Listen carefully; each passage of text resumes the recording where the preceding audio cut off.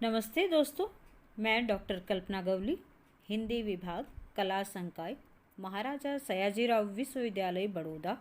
आज के इस वीडियो में हिंदी के सभी स्नातक छात्रों के लिए प्रश्न पत्र भारतीय काव्य सिद्धांत कोर 13 यूनिट 1 से साहित्य का अर्थ एवं परिभाषा को लेकर प्रस्तुत हूँ।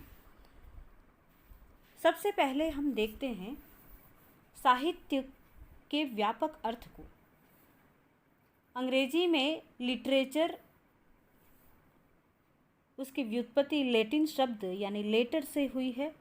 लेटर से संबंध है यानी वर्ण या अक्षर। यह अक्षरमय है, शब्दमय है। जबकि अरबी और फारसी में अदब कहा गया है यानी शिष्टाचार। संस्कृत में इसे वाङ्मय कहा गया है, अर्थात जो भी वाणीमय है, जो भी शब्दमय है, वह साहित्य है। साहित्य का व्यापक अर्थ इस प्रकार से हम देख सकते हैं कि अगर जो शब्दमय है, जो वाणीमय है, वो सारा का सारा अगर साहित्य है, तो क्या दवाइयों के प्रोस्पेक्ट्स, व्यापारियों की बही खाता बुक, कोई सूची पत्र, पंचांग या हमारी डायरी या LIC के पैम्पलेट, ये क्या सब साहित्य है? यहाँ पर हम व्यापक अर्थ के रूप में जो अक्षरमय है, वाणीमय है, लेकिन इन सब को यानी दवाइयों के प्रोस्पेक्ट को, व्यापारियों की बही खाता बुक को, सूची पत्र को या पंचांग या डायरी को हम अपने साहित्य के अंतर्गत नहीं लेते हैं। अब उसका जो रूढ़ अर्थ है उसके बारे में देखते हैं।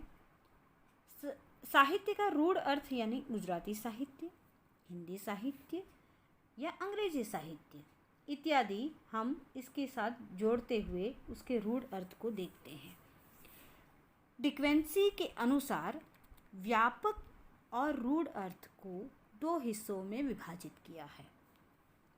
लिटरेचर ऑफ नॉलेज यानी इस संसार में जितना भी शास्त्र है, जितने भी विषयों के बारे में लिखा गया है, वो इस अंतर्गत आएगा लिटरेचर ऑफ नॉलेज में।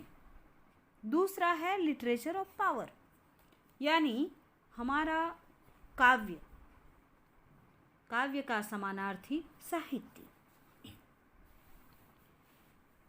साहित्य शब्द की व्युत्पत्ति के संदर्भ में हम देखेंगे। सहितस्य भावः साहित्यम, सहितस्य भावः साहित्यम अर्थात सहित होने का भाव साहित्य है।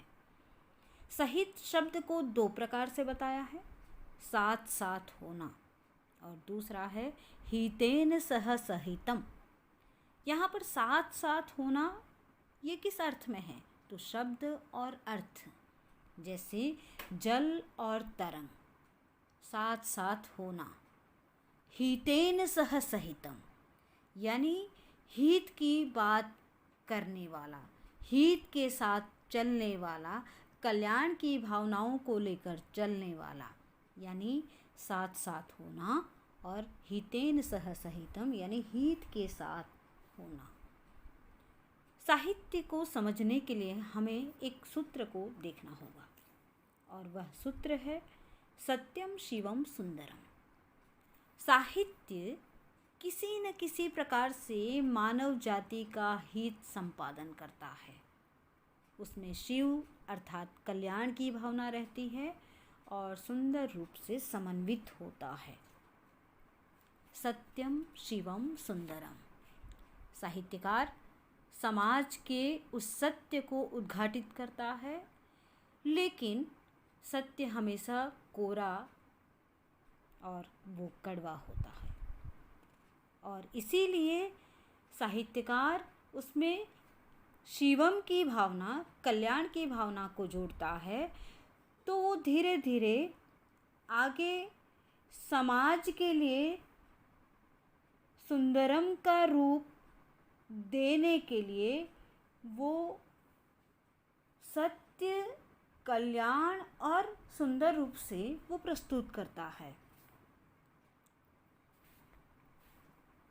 आचार्य भामह की काव्यालंकार में परिभाषा है शब्दार्थों सहितो काव्यम। शब्द और अर्थ, शब्दार्थों में है शब्द और अर्थ, सहितों यानी सहित के साथ जो आता है वो काव्य है। प्राचीन काल में काव्य और साहित्य समानार्थी शब्द के रूप में ही उसका प्रयोग हुआ है। तो आज के इस वीडियो में साहित्य को समझने के लिए हमने एक छोटा सा प्रयास किया, एक भूमिका के रूप में हम लोगों ने देखा। और यहाँ पर दो चीज़ें हम लोगों ने देखी, एक तो व्यापक रूप में यानी जो भी अक्षरमय है, जो भी वाणीमय है वो क्या साहित्य है। उसके बाद हमने देखा कि रूढ़ अर्थ के अंतर्गत हमने देखा कि गुजराती साहित्य, हिंदी साहित्य या अंग्रेजी साहित्य के रूप में जब एक सीमित मात्रा में उसको दिखाया गया हो या उसको चिन्हित किया गया हो वो साहित्य।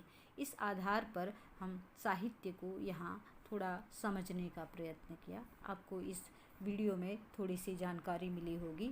हम अगले वीडियो में साहित्य के बारे में और चर्चा करेंगे। आपको वीडियो पसंद आया होगा। धन्यवाद।